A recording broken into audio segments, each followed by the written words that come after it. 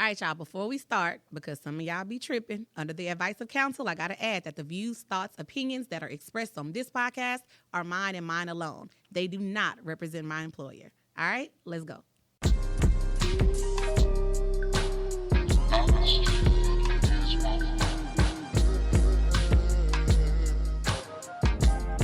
I was like, damn, do we really want to get into this discussion? Because if we get into this discussion right here, y'all.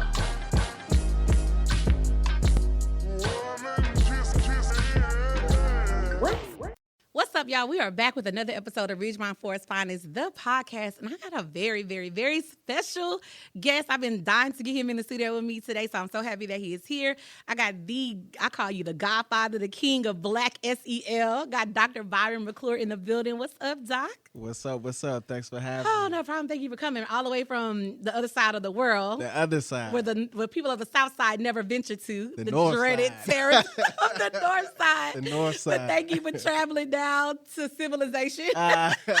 Absolutely. Welcome. So we're going to jump into it because we got a lot that we're going to talk about, and I definitely want to spend some time highlighting some of the ventures that you have going on. So let's just get into Let's get into it. So people that don't know who you are, share some of your educational background and how has that influenced your journey to becoming a school psychologist. Yeah. First off, let me say this before I start. Like, you're a unicorn. I always say Black male educators are unicorns, but like you're like the rarest of the unicorn because you are a Black male mental health professional in the school system. Right. And so that's like noteworthy as hell. Yeah. Thank you.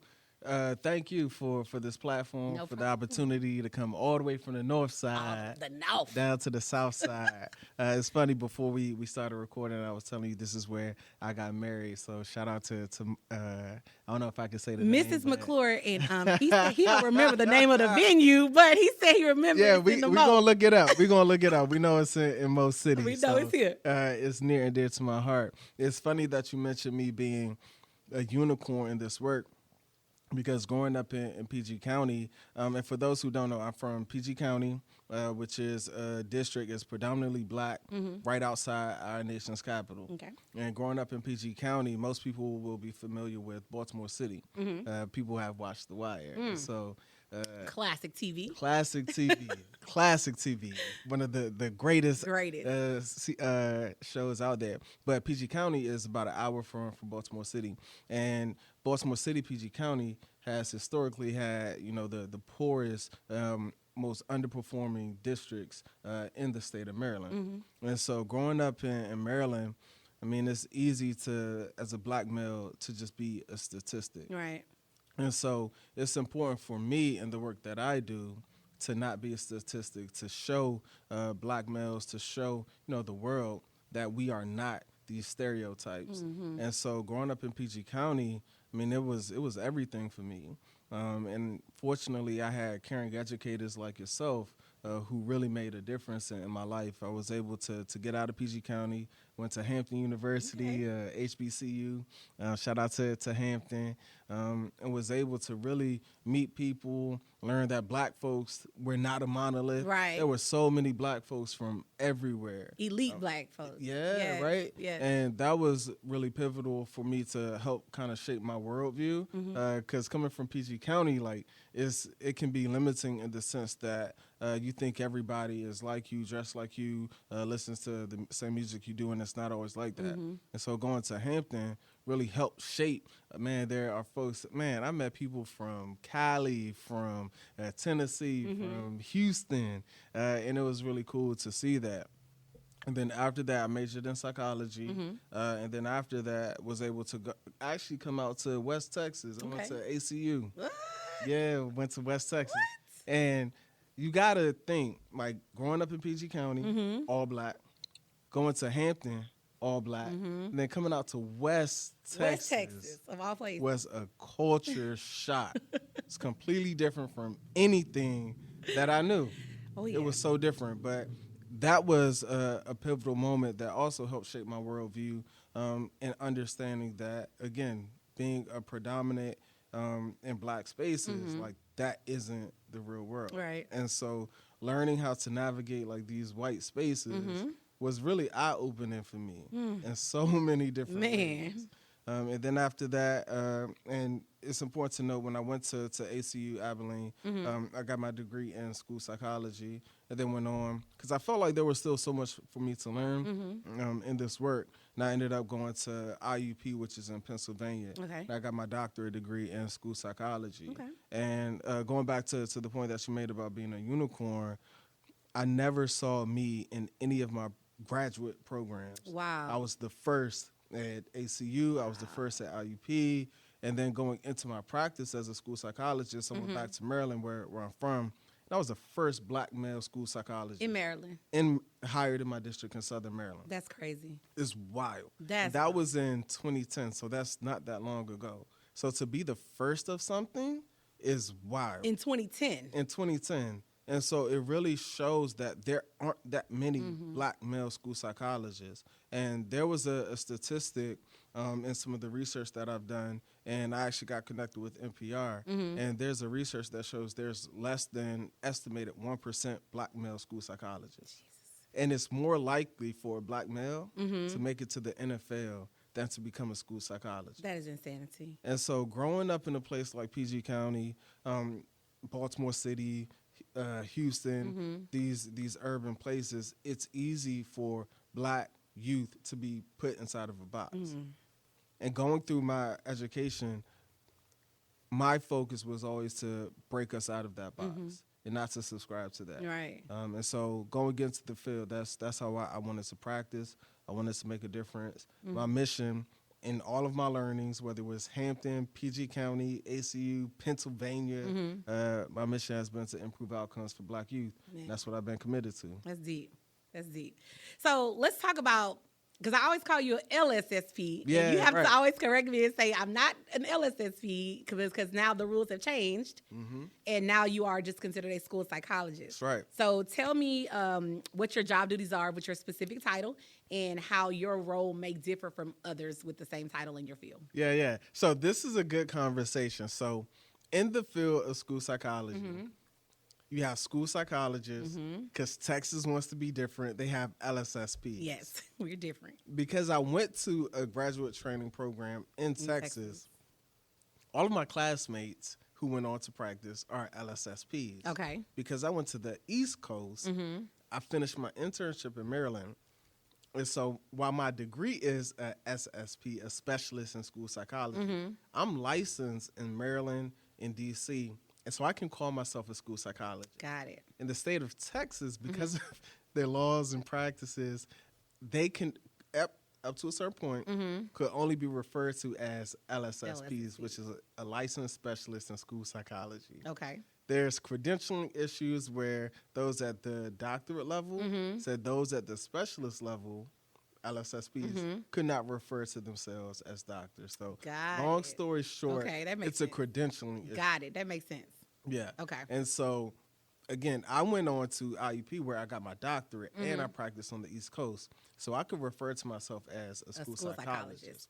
What's interesting now, I practiced in the DMV, DC, Maryland, Virginia, or the DMV for a long time as a school psychologist, and then moved to Houston. By the time I moved here to Houston, laws have recently passed to where now in the state of Texas, LSSPs can now refer to themselves as school psychologists, which is kind of cool. Okay. I think because I moved from Maryland down here, like I brought that with me. Okay, it was you. Ain't no way in the world I'm going to refer to you. myself as a LSSP. But shout out to all of the LSSPs who I know here in Texas doing really good work. Okay.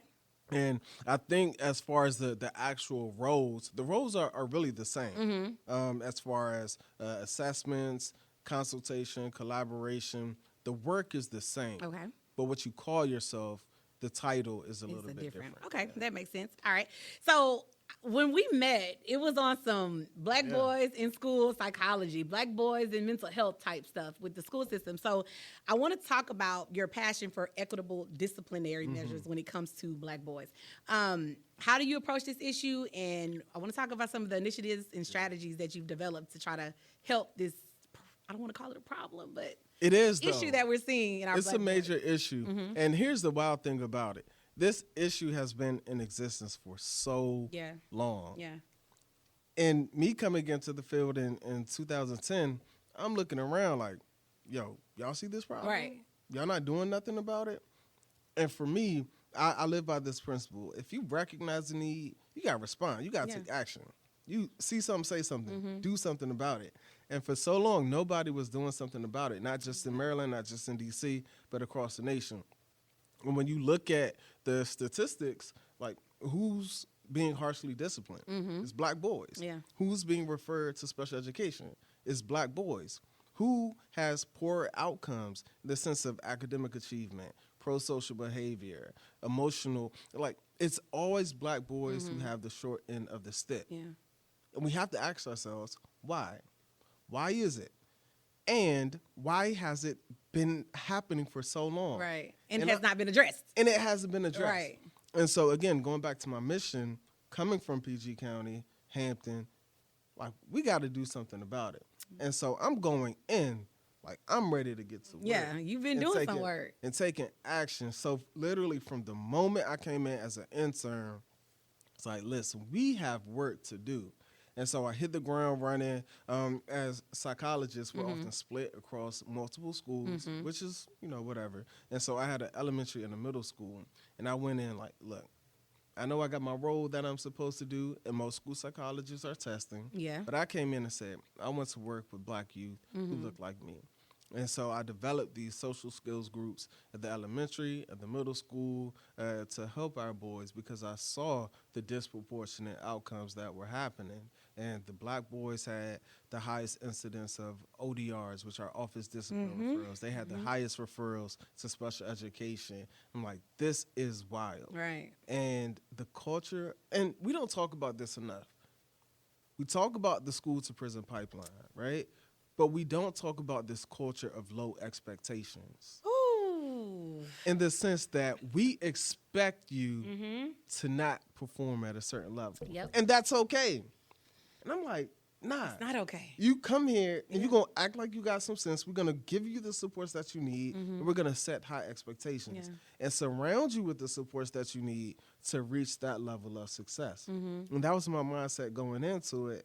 And being able to go in and do that, and we started to see the needle actually move in the right direction. I was able to create this program. Another thing is being able to speak with black youth directly. Yeah. For whatever reason, like they were making decisions for our black youth without talking to them, without bringing them to the table.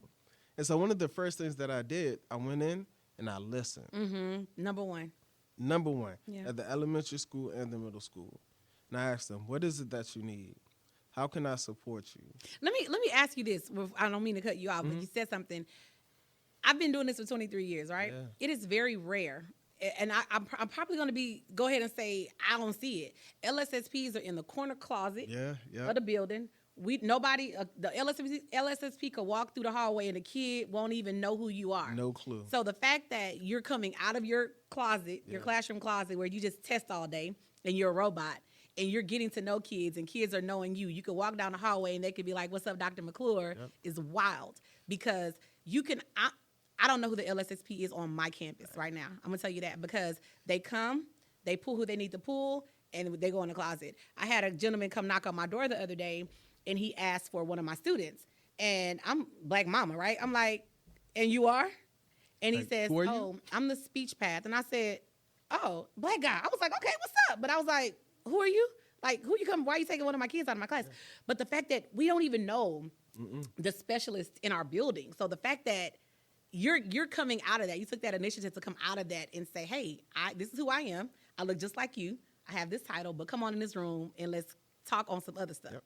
Yep. That's amazing. It is, and like we can't take that for granted because I consider myself to be a non-traditional school psychologist, where you're absolutely right. On most campuses, on some campuses, you'll walk right past the school psychologists and have no clue who they are. And so more recently in my work, I talk about school psychologists. We have to rebrand ourselves because we have been relegated to the role of test and place. We got to get that in a clip. I got to make sure that we get that right there in a clip. That's what's up. Okay. Yeah, because that's mostly what school psychologists are doing. And that is dangerous because we are only practicing within a small scope of our practice. We're not addressing the unmet mental health needs of our young people. We're not utilizing our expertise in interventions and consultation and collaboration and data analysis and working with teachers. We're only assessing kids and placing them in special education, which, by the way, who are the kids that are being referred to special education and being placed in special education? It's Black youth, mostly our Black boys and our Black girls as well. So for me going into this work, I said, I cannot practice the way how most school psychologists practice, because if I do, I will be adding to the system that is broken. Right. And I have to come in and completely change that. And that's what I purpose to do and try my best to commit to that work. That's wild. So let's go back to touch on a little bit more about the special education thing, right? While back, the great Dr. Umar. Dr. Umar had a viral video. Yeah. I talk about this video all the time. First of all, I love me some Umar. Sometimes Umar be saying some gospel, right? And then sometimes I be like, oh, Dr. Umar, that's controversial. A little bit too much, right? But sometimes it's like if you listen, my man got a point, right? Yeah. So he made this viral video, and it was basically telling Black parents to stop getting their children, specifically their Black sons, tested for special education. Basically saying, like, the system wants your kid in special education. And listening to your stats and listening to, like, who we are over-identifying and over-testing and placing in special education, it's like, damn, that's true. But then I think about me being an educator for so many years and some of the young men, the young girls, too, that have come into my classroom that could have benefited from those extra supports and those extra related services had someone just referred them for testing or had the parents sign the permission to test anything. And so I was kind of like, I don't like that, Dr. Umar, because our kids need the help. Yeah. If they need the help, they need the help. And people just still have this whole misconception about special ed, right? We're thinking about special ed, how we heard people talk about it, and it was all negative when it came to, when we were in kids. Like, the last thing you wanted somebody to say to you when you were ranking was short bus or like anything. So these kids have that in their mind, not really thinking about, hey, guys, no, this is like a specialized program for you to help you in your individual style of learning. It's not a negative thing. It's nothing wrong with you if this is what you're getting. And so I want to talk, like, what were your feelings about that video and Black parents getting their Black children tested for special education? Yeah. I think where Umar, shout out to, Dr. Umar, who is, like you said, he's controversial. You either love him or hate him. There are nuggets of what he's saying is there's some credence there. Right. Now, I recognize, especially in my field, there are some people who don't like him for whatever reason. There are some actual court cases. One that's really big is out in the state of California, where they said, hey, we are not going to utilize cognitive assessments. The reason why they say that is because Black youth were being identified for special education at disproportionate rates. And so there are actually, laws in place in the state of California. I think where Dr. Umar is going is we have to be very cognizant of how special education has harmed our Black boys and girls as well, and not be so readily to put our kids in there. Now, we also have to recognize that there are very real instances to where Black youth need support and services. And we also have to reconcile that there are others who know that this is a system and they take advantage of these systems in order to get their kids accommodations and modifications so that they can benefit on standardized assessments and to get into college. I will speak for our community. I think that there's nuance, and we have to understand the benefits. We have to understand all the pros and cons of it, which is it's important to know that. I think that this is where you have to have a skilled school psychologist in my role to understand the nuance of it, to collaborate with parents, to say, hey, this is where we are, and this is what I think will best benefit your young person. and then creating a full picture to make sure that young person gets the best supports and services that they need. Yeah. So that's kind of my stance on it. Okay. While also having to reconcile that, Black boys are being referred at disproportionate rates and being placed in special education and being forgot about. And there are instances where, they need the supports and services, and they should absolutely take advantage of it. Yeah. So you mentioned something earlier about like parents taking advantage of a system, right? And I'd be crazy to not acknowledge that exists, right? That's not happening. I'm going to be transparent and tell you that I remember working for a certain school districts and bringing my children into this certain school district and knowing that traditionally this school district did not represent us, right? But the tides are turning, times are changing, and now here we are.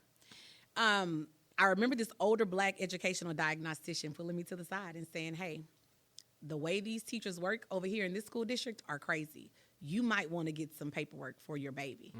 And I'm like, paperwork? I'm not putting paperwork on my child. Like, what do you mean, right? And so I started noticing very small things when I think this had to be my middle son, maybe third grade. He was in the third grade. And it would be a phone call every week because he wouldn't sit down. He wanted to stand up and do his work. And I've always been a non-traditional teacher, right? There's certain things, there are battles and hills I don't die on. Right. Some things do not matter to me. Is the work getting done? So I just remember I'm looking at all A's and B's. Is he doing the work? Is he disrupting the class? No, it's just I told him to sit down and he won't sit down. So it was just little nitpicky things that started being done. Now, my background is SPED, and so I'm like, oh, I see where we're going with this. So we keep getting too many of these phone calls like this. Y'all are going to start a paper trail and documentation on my son. So I tell you what, hold on, I got something for you, right?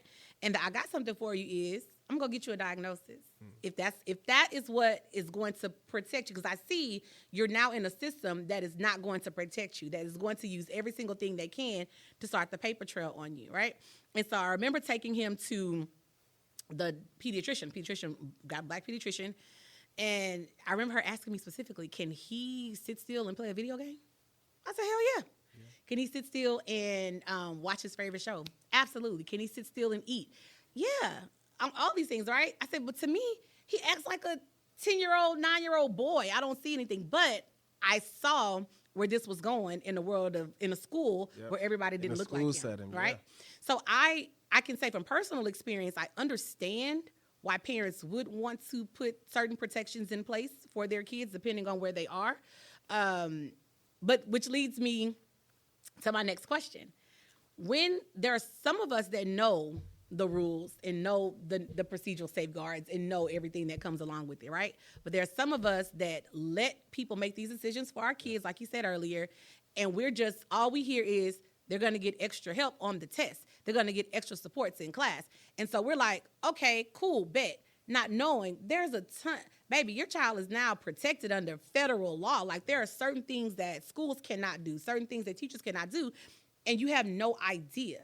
So how do we get parents to understand, like if this is a decision that you've made, if this is some supports that you realize your child needs, now how do we teach you your rights so that you can teach your child? How do we help you help your child understand what their educational rights are?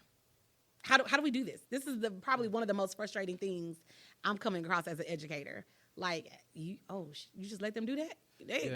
Legally, they're not allowed to do that, but they don't know. Right. It takes a level of psychoeducation. And when I was practicing in schools, talking with parents, that was a big part of what I had to do. And just as a Black male, like oftentimes pulling parents to the side. Yeah. Having very real conversations. Very honest conversation. Like, listen. That they're going to take from you. They're going to receive from you. Like, they'll receive it.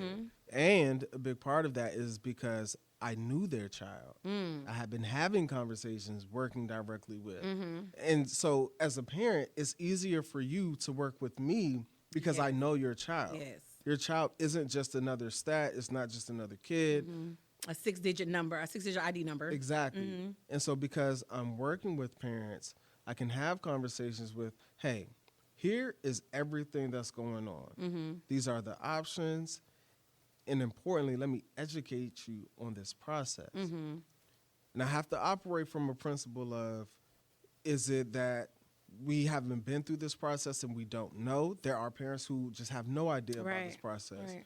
There are parents who are hoping and trusting for the schools to make the right choices. And historically, for us, that is not always working in our favor. Right.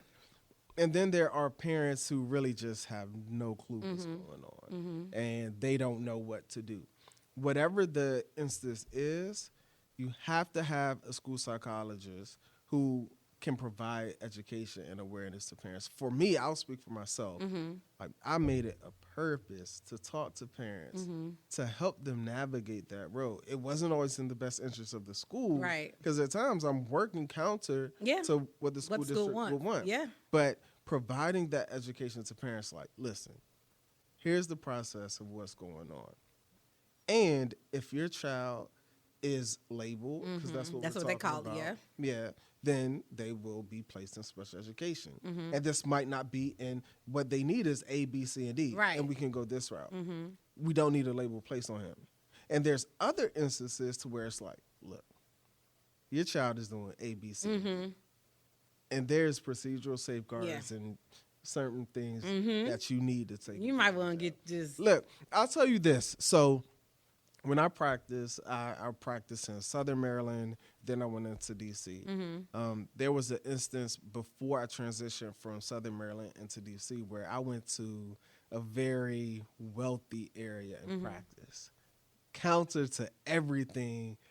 Yo, when I walked in, it was so different. I always practiced in places where, like, I felt I could make a difference. Right. I mean, and so I walked into this one high school where I was. I'm not going to say the name. And it was so different. I walked into the high school, and it had U.S. News, best schools in America. My first day at this school, 2 kids walked in. I was in the counselor's office. They said, what's my school ranking? Like, where do I rank? And I was like, wait, what? Like, y'all care about that? Right. And so that tells you. And in these IEP meetings, because that's still my job, still my role, I'm seeing parents coming in. It was at a high school, and they knew the system. Oh, yeah. And they were advocating for the kid, 10th, 11th, 12th grade, to get an IEP. And I'm like, so your kid's in 11th grade, and you just now coming to the table to get an IEP. They had to educate me. Somebody pulled me to the side, a coworker pulled me to the side. I was like, yo, they're doing this so that they can get accommodations for college board. And once they actually get, I was like, yo, what? And most of my cases there were dealing with parents who knew the system. Yo, when I tell you, working in a certain area where I work, worlds apart. To where we have no idea of the system and how to take advantage of it. So now I'm outside of schools. And this is an important conversation that we have to have.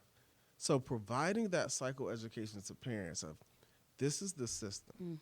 This is how you can protect your child. Yes. It's so necessary and important. And now I'll make it personal for me. I have 3 kids. And so for my middle child, like, we're navigating that process now. Right. And because I'm a psychologist, my wife she was a special education teacher, a vice principal, and also now she just opened up a school as a school leader. She's a principal. We know the process. Right. So, like, we have an understanding of it. So, like, we know how to use it to our advantage. And so for my middle child, it's like, yo, like, this is what we're going to do in the school. This is what we're going to do. And we're saying this is the process that you all are going to follow because we know it. Right. And we're going to take full advantage to all of the rights that we have as parents. And so on this side, my hope for parents who look like us is really educating them on this is how you can take advantage of the system. Yeah.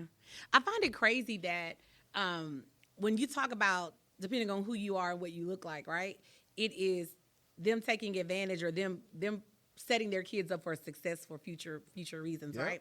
But when we talk about it in regards to our kids, it's protection. And I think that's so crazy. And anytime I think of it, when I have conversations with parents, parents that, let me preface this by saying not parents that work in my school districts, but friends of, kids that are in outside school districts, I hate that we have to say it as protections because the system is doing so much harm to our black boys, our black kids. And so when I explain, if a friend comes to me and says, oh, they're trying to say my son has ADHD, or they're trying to say my son 504, my son not slow, my son not, and I'm like, hey, that's not what it is. But let me tell you, if they are doing this, they've already started building up a case. They've already started their, 6-9 weeks of anecdotal records, anecdotal notes on your kid. So go ahead and take them to the doctor. Now that you have this diagnosis, which I know sometimes people hate, this is what they have to do. This is what they can do. This is what they cannot do. But it's always in regards to protecting our boys and not so much as saying this is going to get them the help they need. And I think that's insane. It is, but then you historically, has the education system been a system that has worked in our favor? Never. It has not. No.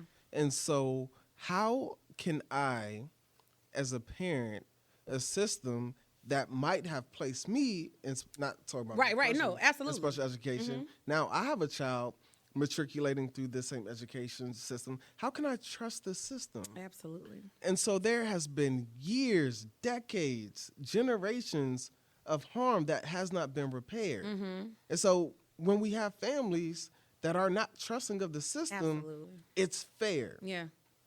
And we also have to recognize, all right, just because it's harmed you in the past doesn't mean that it's going to harm you now. And so, goes back to the point, we have to provide psychoeducation to parents so that they can navigate the intricacies of these systems, which is not always an easy thing to be able to do. Yeah. I think moving on with this, let's talk about behavior, discipline, right? Because that's your thing. I know I'm so excited to talk about these next couple of things with you. But let's connect special education, 504, Section 504 services, to behavior, right? So some kids have, I hate the word labels. I hate it. But some kids are identified as students having different disabilities, right? ADHD, ODD, EBD, many acronyms that we give for kids that experience different challenges in their life. And a lot of times these things are connected to behavior. One thing that I think is very important for parents to understand, right, especially dealing with schools in Texas. Texas does its own thing. Texas makes its own rules. Texas don't do nothing it's supposed to do as far as federal guidelines go and state guidelines. Texas be Texasing. We have this beautiful thing called a manifestation determination review, or an MDR for those of you that are in education. Explain what that is to parents, especially parents who have students that struggle with their disability that's connected to behavior. Yeah. So and I have to make sure that I'm being so politically correct when I say things, because you say one wrong thing and the internet will cancel you. So absolutely. Make sure, check me if I said something that I ain't supposed to say. Right. No, you're good. So MDR manifestation is if something happens in the terms of behavior, is this because of the student's disability? So let's back up a little bit. Let's say that you have a child who has a disability with OHI. Oftentimes, if it's related to behavior, you might have a child who has a diagnosis of ADHD. In the schools, it's called OHI. Another classification is emotional disability. But let's use ADHD in this example. ADHD, hyperactive. Combined type, whatever. Right. So let's say that, let's give a story. Let's give a scenario. Okay. You have an 8th grader named James. Okay. And James is sitting there minding his business in math class. Then all of a sudden, out of nowhere, James gets up and punches a kid in the face. Didn't think about it, didn't plan it, just happened to say, hey, I'm going to get up. His brain, the frontal lobe, told him, hey, get up and punch that kid in the face. And he gets up and he does that. So now he gets in trouble. The school wants to suspend him for X amount of days. We'll come back to that in a minute. Because he has an IEP, the team now has to have this manifestation determination review, MDR. Within how many days? Within 10, now, it has to be the letter of the law. In Texas is different, but within 10, if he gets a suspension of 11 days, you have to have a review because it's 10 days out of your placement, right? And by placement, he's a student receiving special education services. Let's say that he has X amount inside of the gen ed setting, the special ed setting. He has to be able to get his services. If he does not, he's not getting what he's due. Which is a free and appropriate public education. A free FAPE, right? Yep. And if he's not getting that, it's a problem. So now you have this meeting where all these parties involved come to the table. And in Texas, the LSSP and other places, oftentimes the DIAC is the ones working with the team to review the discipline records, the data. Was this because of this young child's disability? Now, as a school psychologist, my role would be to say, hey, let's review the data. Let's look at the interventions. Was this a result of this kid who has, now we have to look at the disability. Right. ADHD. Impulsive, right? Hyperactive, impulsive. I don't know if I said earlier inattentive, but let's say it's hyperactive, impulsive. Impulsivity means you act without thinking. And this kid, in the spur of the moment, wasn't thinking. He got up, punched the kid in the face. Is it wrong? Absolutely. Should he be held accountable? Absolutely. But was it a manifestation? Was it a cause of this kid's disability that has been documented? And the team, based on this kid's disability, a review of records, should determine it was. It was. Why? Because it was an impulsive decision that he made, which is why he has that diagnosis. The diagnosis and the educational plan. Yes. Which is the next thing I want to get to, because another thing, so in MDRs, manifestation reviews, we have to answer 2 questions, right? Number 1, was this behavior a result of a manifestation of this child's disability? That's right. And number 2, was this discipline, or I can't think of how I want to say it, a result of the implementation of the IEP or the plan not being followed? Absolutely. All right. So we look at plans, right? We have academic goals or academic accommodations, and we have behavioral goals and behavioral accommodations. So if James had a behavioral modification to preferential seating, point of least distraction, I'm making something up because it's so many. In Texas, we have these little systems, and it's so many crazy things that drop down in those menus for you to choose from. I'm like, y'all, this is too much. Some of this stuff, I'm gonna be honest, is just good teaching practices, right? But because some teachers don't do what they're supposed to do, we have to put something legally on paper in a legally binding document to make people follow it, right? But let's say James has been fidgeting, James has been anxious, James is doing these things, right? And the teacher notices, or doesn't, but the teacher notices, and the teacher is supposed to give James 3 minutes of cool down period. Let James walk around. I'm just making up things that are the crazy things that I've seen in meetings, right? And they don't do that. Yeah. Before James has this behavior. It's a problem. Did you fail to implement his IEP? Absolutely. Therefore, he cannot be disciplined as harshly as his regular education peers, or whatever the terminology goes back to the protection. The protections. And so I know this is such a controversial topic because we often are like, nah, they just getting away with doing whatever they want to get away with, right? I like to say it as this. If a baby comes to my classroom and I get a folder and the folder says the student has ABCD, I am not a medical professional. I am not licensed or certified to diagnose anyone with anything, right? I'm just a teacher. So if a medical professional has diagnosed this baby with something, it's not my job to question it or to say what I think they have and what I think they don't have. Legally, I'm obligated and responsible for following what this plan says I have to do. That's right. And so many times teachers put their opinions and their subjective feelings into this paperwork. And that's the first thing that'll land you in due process. Yep. I don't be liking that. I don't want to go due process. It's a very hellacious thing to experience. And so even when I hear people vent to me all the time on social media, my friends vent to me, and I'm like, yo, some things are in our control. Some things are out of our control. This right here is beyond our control. Now, if you want to come to the table and say, you know what, this is not working for James, may I suggest this, or I think we should, then as a team, let's come back and talk about it. You have that right as their classroom teacher. But for you to say, I gave the example the other day about I was an advocate in an ARD for one of my friends who has a daughter that has ADHD, anxiety, right? And so we're sitting in this art, and she takes French as an elective in class in high school. Sitting in this art, and the French teacher the baby has extra time one day, extra time 50% for tests. I can't remember exactly what it was. But the French teacher has timed warm-ups. Okay. 7-minute warm-ups, right?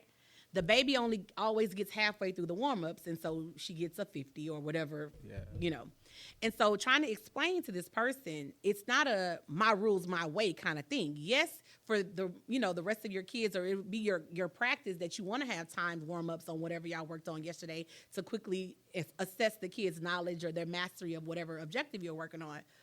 But this baby has extended time. It's individualized. Legally, Yes. you can't do that. That's right. But people are so stuck in, I don't think she needs that. She's smart. She gets it. She can do ABC. Legally, you can't do that. And so that's been a push with a lot of teachers, especially now. Everybody, I think after COVID, we've all kind of like lost our damn minds, all right? We just want to do things however we want to do it. And a lot of it is, we're burnt out. We're tired. We're getting an influx, especially since COVID. We're getting an influx of diagnosis. We're getting an influx of students with different behavior problems, and teachers are exhausted. Yeah. However, that does not mean that you don't have to follow this paperwork, because if you don't follow that paperwork, you are violating that child's civil rights. Absolutely. And we're going to court. Yeah. So I think just trying to get teachers, even administrators. I'm having to have this conversation with administrators, and I'm like, don't you got like 50 million degrees and certifications? How do you not know this? Yeah. It's crazy. It is. And when you're in it, it's tough. Mm-hmm.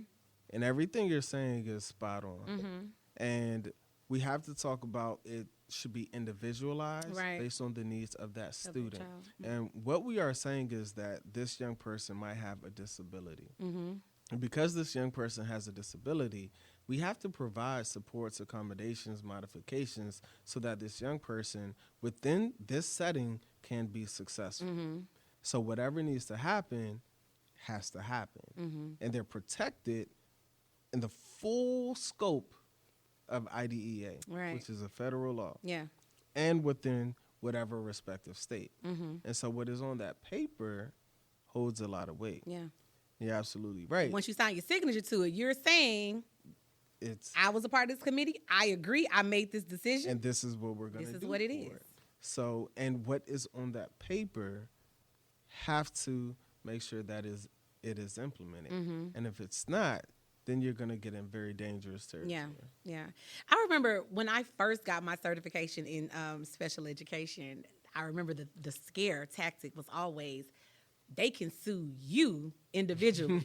And that would scare the hell out of me, because I would be like, wait, I'm broke. Like, I'm going to follow this thing because I don't have the money if a parent comes to me. And I've been in, even when I taught in the hood, right? I've been in 8, 9, 10-hour hours with advocates. And a lot of times we think we don't know what time it is, but sometimes we be knowing what time it is, right?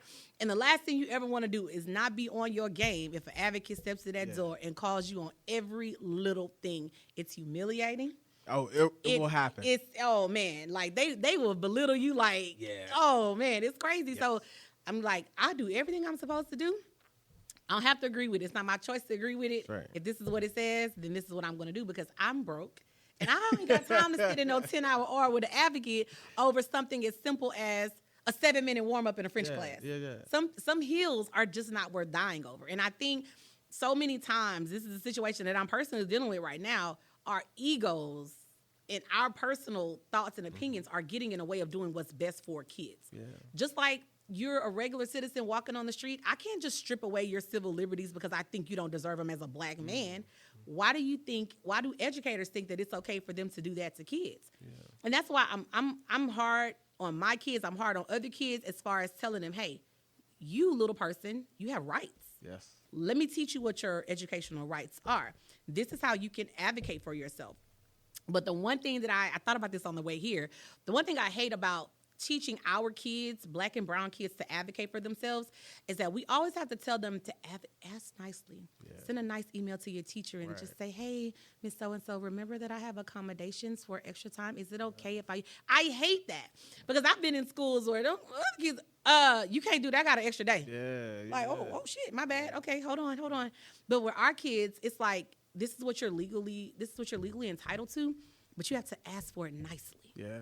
And that's where it comes, like, really knowing the intricacies of this system. Mm-hmm. It's just like, if you get outside of education and look at, the business world, right? Mm-hmm. Like, there's certain, like, tax loopholes and benefits that you can take advantage of. Right. There are people who are taking advantage of it because they know.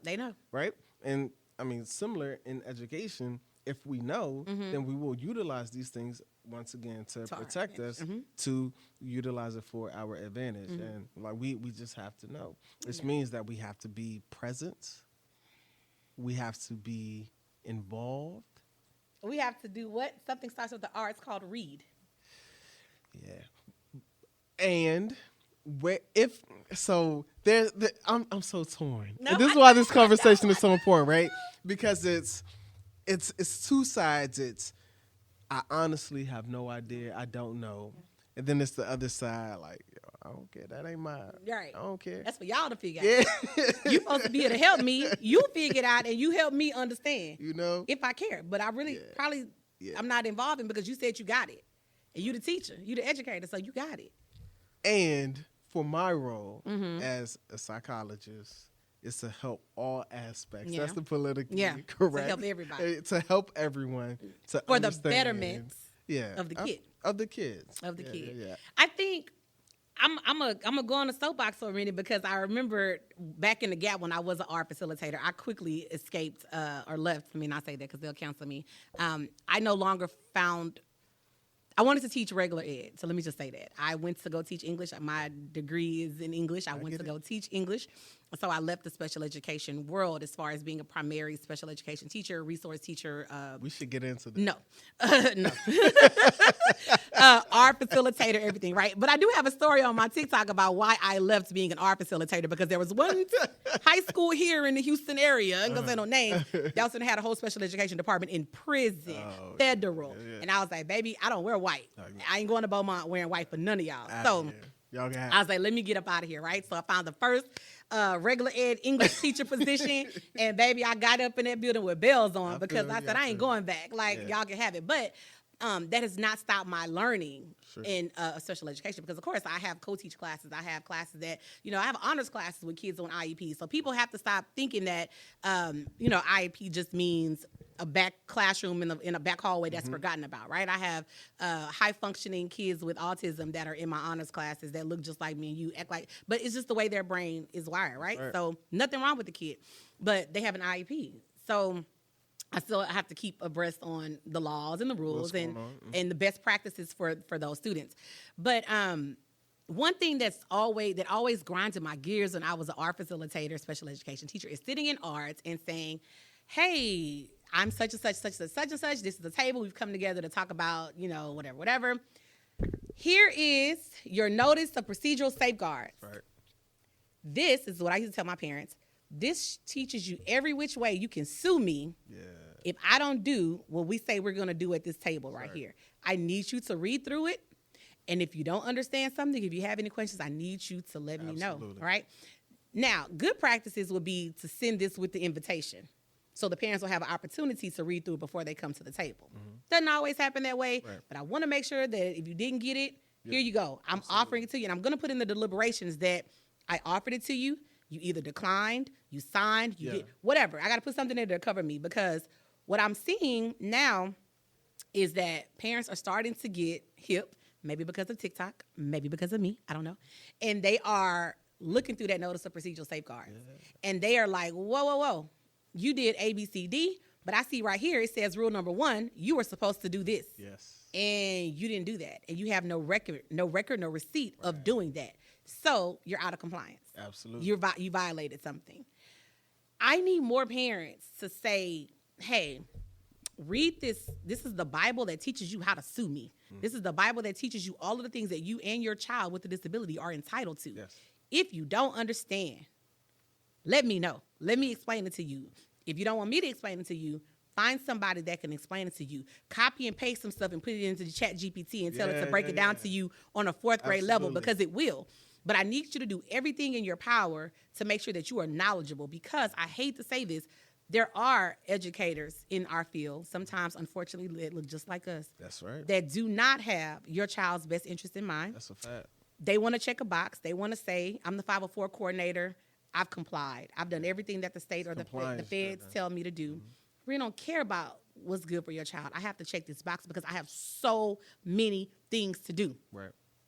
And so we're getting away from that empathy and the compassion. And that's one of the, I got into it with a counselor this past week, because it's like, yo, how are you in this position and you don't have an ounce of empathy in your body? I need you to find another career. It's time to go. They're not built for it. Yeah. And, you know, it's funny you mentioned the 504 coordinator up in Maryland. I was a 504 coordinator. And the most important part of that meeting, exactly what you said, here are your parental rights, procedural safeguards.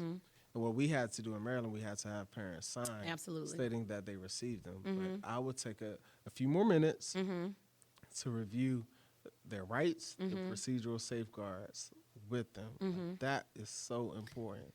Like you said, because if we don't do something that we are legally obligated to do, this is telling you everything that you can do. You got a case, baby. This is you sitting on money. I have to tell parents all the time, is it. You're sitting on money and you don't even know it. But what happens is that part of the meeting, because I've watched some others do it, it's like that. Just like all right, that. here are papers, sign them, and then what's happening? It's like when you open up like an app for the first time and it says like, do you agree to these terms? Yes. You scroll, yes. And you have no idea. Right, you sign your life over. Yeah. But in this instance, you have to read it because it's telling you everything that you are legally entitled to. What turns us off about that, though, that packet is a little thick. Yeah. Some districts have streamlined it now to like a front and back page, but the writing is so tiny, the print is so small, and the words are so If you want to hide something from somebody, do what? Put it in the book. Okay. But what also I think is stopping us, and we've seen all these viral videos about the kids and their reading levels and blah, blah, blah. Yeah. And some people have brought it to the surface, but some people are scared too, is that the parents are suffering from the same thing. Yeah. So it's hard for me to tell you. And what I've noticed in ours as well, in IEP meetings, 504s, just a regular parent-teacher conference, right? Some parents may not have the educational background that you do. We have a lot of parents that, you know, I barely graduated from high school, but I work hard on the oil field and I'm doing what I got to do, right? So they come to the table and they sit with us with all these degrees and all this background, all this educational background, and we're shooting acronyms after acronym after acronym over their heads. That's right. And the parent, they just pride, ego, they're nodding. Yeah, I got it. Yeah, I got it. Have no idea. No idea what we said, right? Yeah. And so I've gotten my hand tapped so many times because I'll be in meetings and I'll be like, Mr. Johnson, did you understand what I that do the meant? same thing. Blah, blah, blah. And they're kicking me under the table like, girl, we got another one in 30 minutes. Like, come on. And I'm like, cranking them out. No. But you have to do that. And we're the same in that sense. I'm like, okay, like, because I can tell. Yeah, we're educators. I know you can tell, like your kid. I know wait you don't minute, understand. hold on. Yeah. Like, Miss Johnson. Yeah. You know what we talking about right now? They give you that look just like their kid. I'm like, your kid looks at me like that when they don't understand. So now I know you don't understand, but you don't want to tell me that you don't understand. And because I'm a psychologist, I'm like, we gonna stop. I'm talking to you now. Right. This is what this means. And then explain it. Like, this is what this means. This is what's going on. You got any questions? And for me, I will always try to sit right next to the parent. Yes. I mean, so that they feel.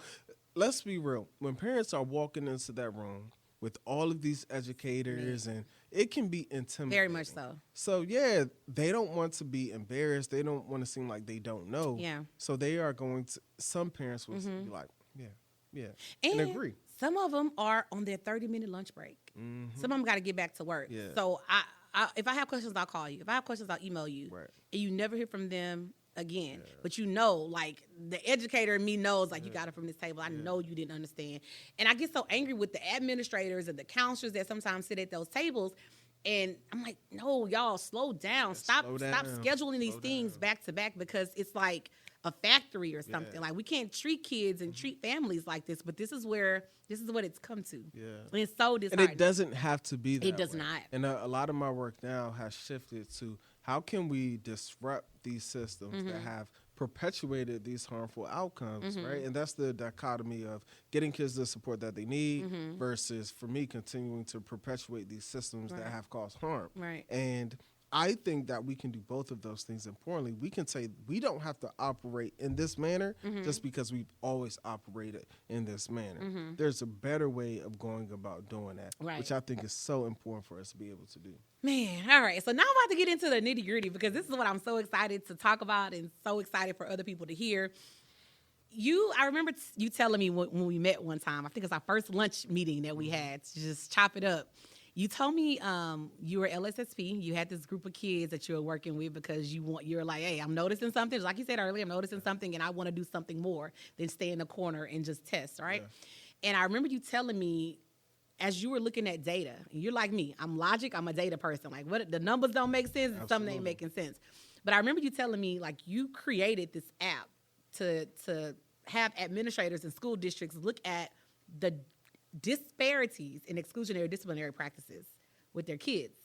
And so I want you to tell me about that app, and then tell me how that app has kind of propelled you into other things. Yeah, so there's this... It's my favorite part, y'all. Yeah. There's this Jay-Z bar, and he says, men lie, women lie, numbers don't. And as a psychologist, like, we are experts in analyzing data.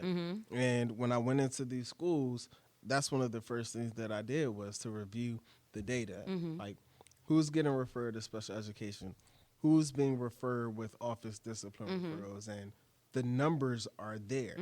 And I care about your feelings because I'm, as you said, the SEL, like all of these things. I'm there. And what's the facts? And the facts were Black boys inside of this school were receiving referrals at ridiculous rates. Shout out to IUP. One of the first things we talked about is where I went to school, and where I went to school there. Shout out to Tim Runge. He was one of my professors. He created this formula, him and another co-author, to calculate risk ratios and risk indices. And without getting too complicated, it's a way to see if there's disproportionality, if there's overrepresentation or underrepresentation. And so I've committed that to the work that I do. So when I go into these schools, I'm looking at who's being overrepresented in certain categories, who's being underrepresented in certain categories. These categories might be discipline. It might be academic achievement. It might be AP honors, gifted classes, these different things, and discipline, right? So you can easily calculate risk ratios to see, comparing one group to another group. Example might be Black boys to white boys, right? It might be students with high SES to low SES. And if it's overrepresentation, it will be over one. So I literally was creating formulas to see who was being more likely to be referred to special education and to receive office discipline referrals. Stay with me. All right. And so I had to calculate this stuff manually. It's like there has to be a better use of my time. There was a system that our district was using at that time, Swiss, shout out to Swiss, the school-wide information system, and it helped calculate office discipline referrals, and it gave you the big five. Okay. The big five is where kids are getting referrals, what time of day, the location, about what teacher, and then what are the problem behaviors, right? Things like disrespect, defiance, all subjective things. Subjective things. So stay with me, right? And so I'm looking through the data in Swiss. I'm like, all right, I'm looking at it. And they had just rolled out this equity calculator, right? And I was like, all right, this is cool as getting at it. But we need a risk ratio calculator so that we can actually say Black boys inside of this school are 2 times more likely to be disciplined than white kids or Hispanic kids or whatever it might be. And so I created that on my own. I was like, this is kind of good. So I ended up, me as a psychologist, dabbling in a little bit of code and then creating my own app. The app was called Big Five to measure those big 5 areas of discipline infractions and then to calculate rates of disproportionality. I put it out to the world. Again, I'm a psychologist turned coder, and it was okay. Okay. Several districts picked it up because they said, hey, we have a problem. We recognized it, and they wanted to do something about it. And so the app started selling. Here's what I found out. Data is very important. You know what else is important? Doing something about it. There was a district in Texas that said, hey, we love the app. We can see the trends. We can see who's being disciplined. We can see all of those things, which is the reason the app was created. But what do we do with it? Okay. They said, Dr. McClure, what do we do with it? I said, I got you. And literally, it was over a weekend. I ended up creating an intervention, really pulling from the work that I have been doing, especially with my Black boys. I packaged it together, and I came up with a name. Lessons for SEL was the overall name. The actual curriculum I developed was called 6-Minute SEL. And it was the intervention. It was the solution of you're identifying disproportionate trends in your discipline data. Here's the solution of what you can do with it to improve those behaviors. And I put it out to the world. I was like, oh, this is good. Like, we're going to give you, something in exchange for it, right? I was selling it. And once I put it out, everybody started coming. Yeah, all right. So let's talk about that, because from that, you were able to create something even bigger. So you sold. I don't want to tell your story. So tell us more. You sold that program. Okay, so I put that out. Okay. I'm like, oh, people like this. The intervention, 6-Minute SEL was the name of the curriculum. Important. I made it so that it was culturally responsive. Absolutely. What does that mean? So that two very simple things. Our names were in the curriculum. The second thing, images. Yes, of us. The pictures, you can see ourselves inside of it. I'm using curriculums, and it's like the names are John, Jill, Jack, and all the images. I'm like, yo, where? You ain't paying attention to that. And so I'm using it with my kids, and like, all right, Dr. McClure, like, we like you, but these kids don't look like me. And so I had to get rid of some of the curriculum and started doing my own stuff. And so it's like, okay, if my kids feel this way, kids in Michigan and Detroit and Oakland and Memphis will most likely feel the same way. Right. And so that's what I created. I put it out. And so that was important for me, that it was culturally responsive. And so I put it out to the world. It starts doing really well. People start getting it because it's culturally responsive. It's tapping into, I utilize the CASEL framework. And I have the practical aspect of it. Right. I also have the research side of it, where my research was investigation of CASEL, that's a collaborative for academic social emotional learning, an investigation of CASEL programs that were the most effective for youth who have been historically marginalized. And I did a meta-analysis without getting too deep. Yeah, without getting too deep. I found out what works for us. And I created that, right? And so I tailored this program to improve outcomes for us. It started doing well. Yep. Cool. And it started doing well. And with that approach, I got into districts across the world, and then the pandemic hit. Once the pandemic hit, I actually ended up pivoting. The world shut down. I was supposed to go to South by Southwest, and that trip ended up getting canceled. Okay. Because it was canceled, I ended up shifting the curriculum and creating YouTube videos. And the first video, you could go out and look on YouTube, the Lessons for SEL YouTube channel. The first video I put out, it was trash. But I was consistent. Monday through Friday, 7:30, I'm posting videos consistently. The channel picked up. People started accessing these videos, which were the same thing as the curriculum. They got really good feedback on it. The right person saw the videos, ended up selling my company to this larger company called 7 Mindsets. My company was acquired. I then went on to merge with this company as the director of innovation. And did some really good work with them as well. Okay, that's what's up.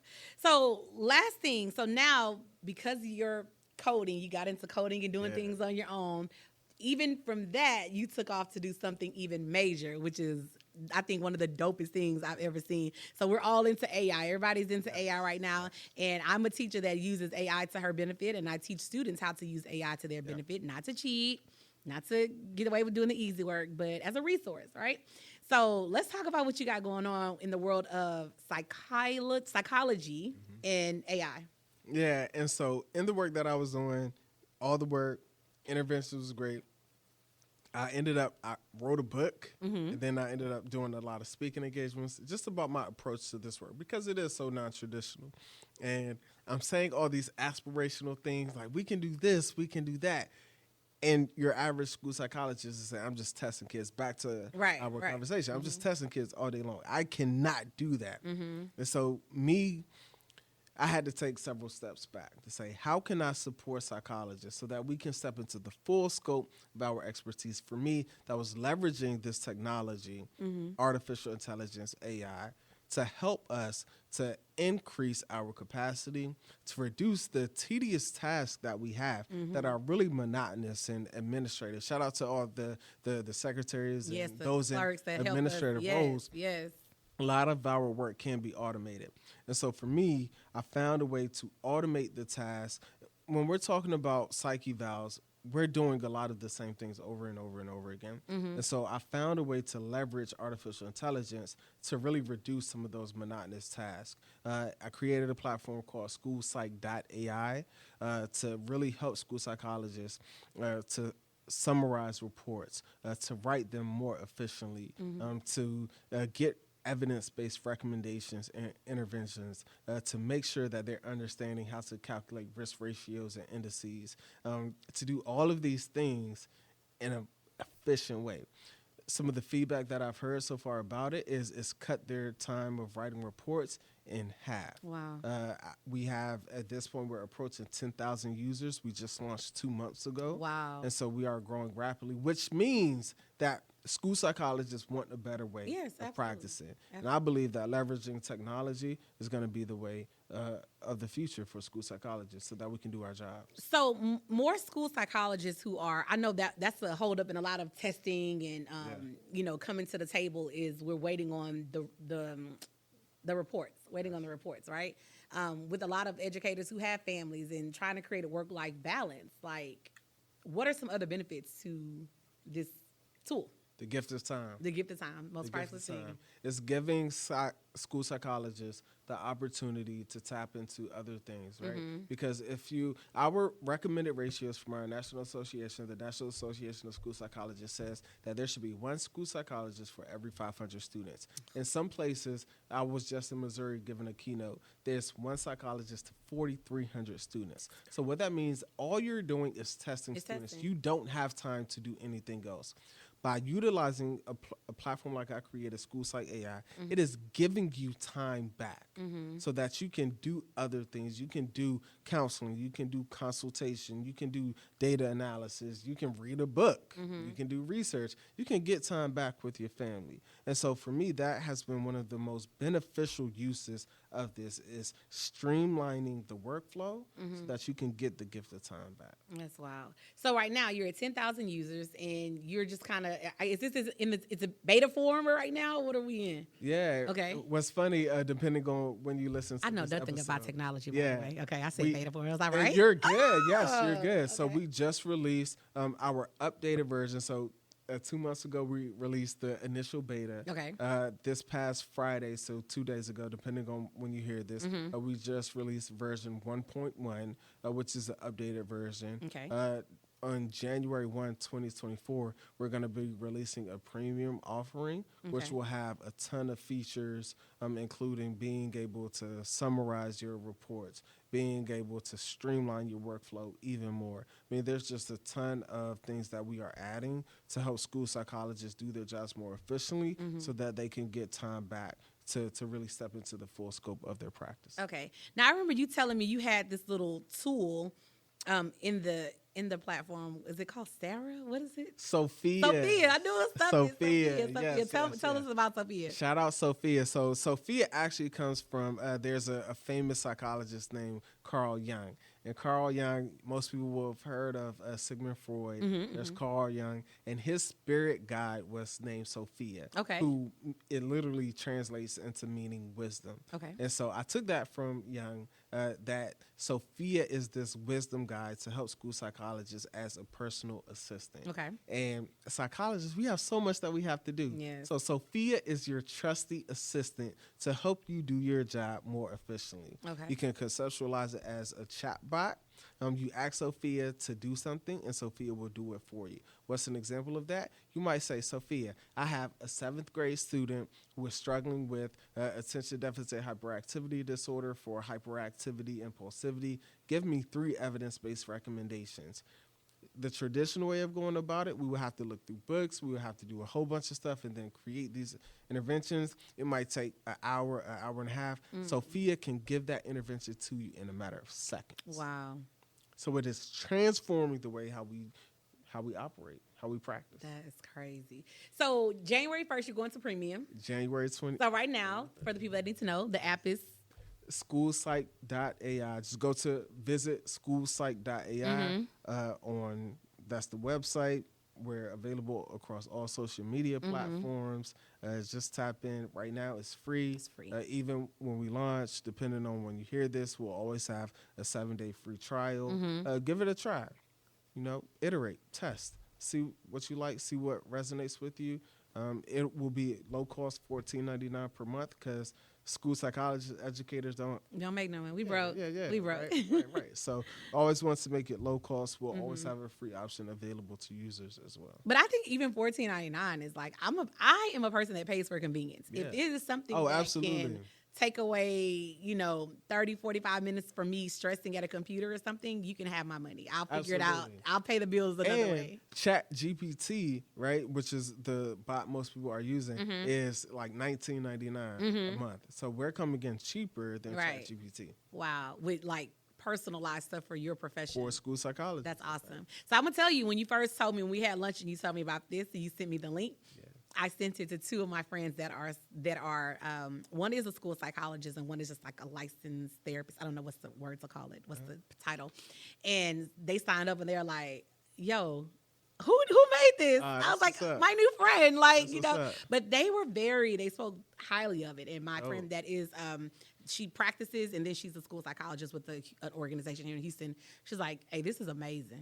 This is amazing. So good things. I don't know what it looks like. I don't know what to look like, what to look at. You got to try it out. But I was going to ask, can educational diagnosticians, I'm trying to think what other professions could benefit from using this. I'm trying to think of all the people that have to run reports and spend time writing reports. What other professions? I don't want to give away too much, but we will be expanding. Right? Educators, teachers have to collaborate with school psychologists. So if you're looking for recommendations, interventions, help with IP goals, objectives, all of the things we kind of talked about before, you can absolutely tap into it. And it'll support you. We will be expanding, right? Because it's not just school psychologists, but it's a school-based mental health professionals, social workers, school counselors, school-based mental health professionals, and those clinical psychologists, therapists, right? Like, there's a space for everyone to tap That's in. exciting. That's exciting. Well, tell us your socials again. I want everybody to go follow you and follow your, I keep calling it an app and you keep correcting me. It's not an app, your platform, your AI platform. It's a platform. Okay. Yeah. Definitely tap in. My personal on Instagram, B McClure 6. That's B McClure 6. I'm School Psych AI across all social media platforms. Tap in. I'll follow you back. Make sure I support you. All right. Well, I'm so happy that you came. I know it's time for you to crawl back to the north. Back to the north side. Back to the north. But thank you. Shout out to you. Thank you. And the work that you're doing. Thank you. You're doing exceptional work. I appreciate it. I think that you are very thorough in all of your approaches. From that first time that we met, you do your homework.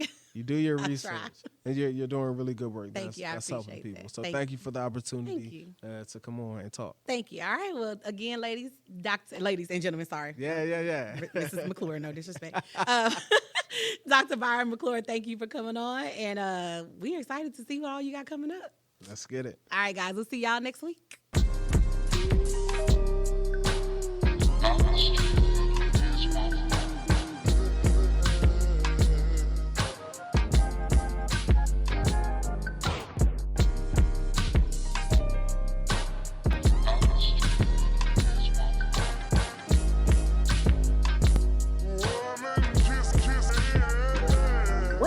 This podcast was made possible by producer extraordinaire D. Francis at the legendary Lab 7 Studios in Mo City, Texas.